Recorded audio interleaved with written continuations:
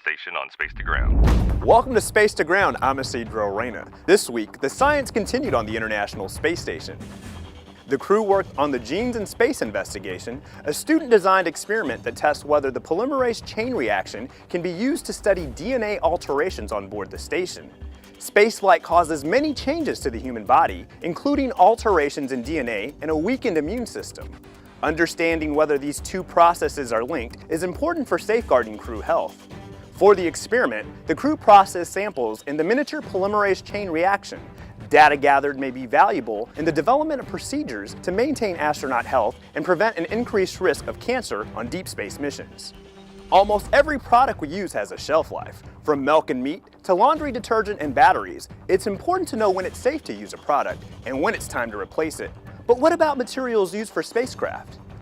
The New Materials International Space Station Experiment Flight Facility, or MISSY-FF, was removed from Dragon's trunk and installed on the station this week as the newest addition to the National Lab.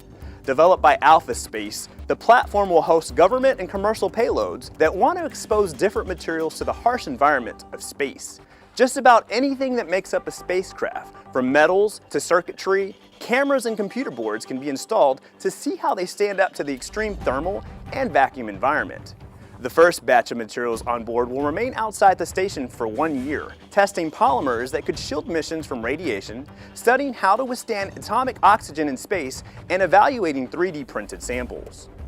This week's question comes from Leonard. He wants to know how astronauts shower or bathe on the space station.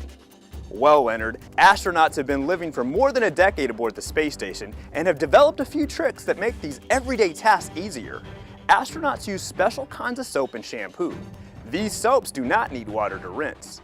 And astronauts must use them carefully since they don't want soap bubbles to go all over the place. After washing, they use a towel to dry off, but they do not rinse.